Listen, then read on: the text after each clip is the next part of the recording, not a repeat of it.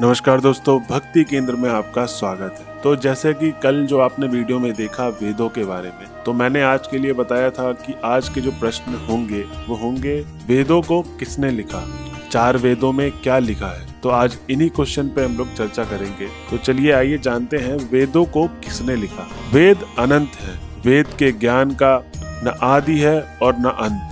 यह समय समय पर मानव जाति के मार्ग को रोशन करने वाली मशाल की तरह वेदों के संपूर्ण ज्ञान संहिताबद्ध किया गया है और ऋषि वेद व्यास द्वारा 4 प्रकार में विभाजित किया गया है, जिन्हें ऋग्वेद, यजुर्वेद, सामवेद और अथर्ववेद कहा जाता है। कुछ ज्ञानी विदेशियों के साथ साथ कुछ भारतीय प्रचार करते हैं और वेद आर्यों द्वारा लिखा गया था। एक अलग जाति के लोग जो उत्तर भारत में कहीं से उत्तर की ओर से ज्ञान को भारत के शेष हिस्सों में फैलाया। यह विचार पूरी तरीके से निराधार था कि इसका उद्देश्य यह फैलाना था कि वेद भारतीयों की संपत्ति नहीं है। सच्चाई यह है कि आर्य मूल रूप से भारतीय हिंदू थे और वे सरस्वती नदी के तट पर मानव सभ्यता को स्थापित करने वाली पहली जाति थे जो रामायण काल के दौरान मौजूद थी। वेदों में सरस्वती नदी का 50 से अधिक बार उल्लेख किया गया है, जबकि गंगा नदी का केवल 1 बार उल्लेख किया गया है।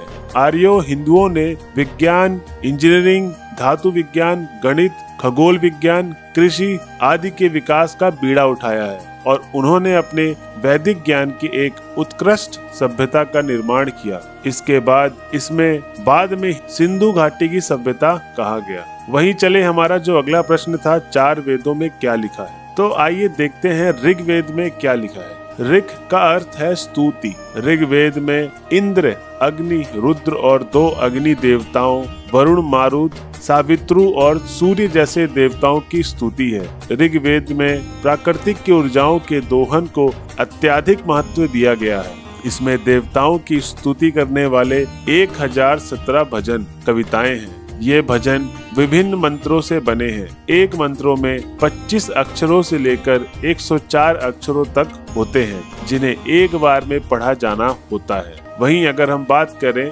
यजुर्वेद की, तो यजुष का अर्थ है कर्म कांड। यजुर्वेद में देवताओं को किए जाने वाले विभिन्न अनुष्ठानों और बलिदान शामिल हैं। जब किसी मंत्र का जाप किया जाता है और उसकी शक्ति का अनुभव किया जाता है, तो मंत्र को उपयोगी बनाने के लिए संबंधित देवता को एक निश्चित प्रकार की आहुति दी जाती है। यजुर्वेद में अग्नि के माध्यम से देवताओं को दिए जाने वाले इन आहुति के बारे में बताया गया है। वहीं अगर हम अपने तीसरे वेद की बात करें, सामवेद। साम का अर्थ है गीत। सामवेद में गाए जाने वाले श्लोक हैं। इन छंदों में उनके मूल रूप से 7 स्वरों का उपयोग करके बनाया गया है। सा रे गा मा पा धा नी, जो भारत में मौजूद शास्त्रीय संगीत का आधार है। ये नोट मानव शरीर में ऊर्जा केंद्र चक्रों को जागृत करके आत्मा की मुक्ति सहायता करते हैं।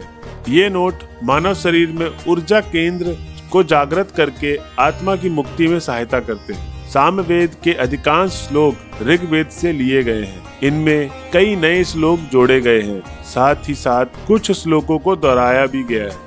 इनमें कुल मिलाकर 1875 श्लोक हैं। सामवेद के श्लोकों को गाया जाना चाहिए, ना कि जपा जाना चाहिए। इन श्लोकों के गायन को समागम कहते हैं। वहीं अगर हम अपने अंतिम वेद की बात करें, जो है अथर्ववेद। अथर्ववेद में संसारिक सुख प्राप्ति करने के लिए उपयोगी कर्म कांड है। इसमें रोगों का वर्णन है, उन्हें कैसे ठीक किया जाए, पाप और उनके प्रभाव को कैसे दूर किया जाए और धन प्राप्त करने के साधन के बारे में बताया गया है। अथर्ववेद आधुनिक समाज पर अधिक लागू होता है, क्योंकि यह विज्ञान, चिकित्सक, गणित, इंजीनियरिंग, प्रौद्योगिकी आदि जैसे विभिन्न विषयों से संबंधित है। अथर्ववेद में लगभग 6000 श्लोक हैं, जो 731 भजन बनाते हैं।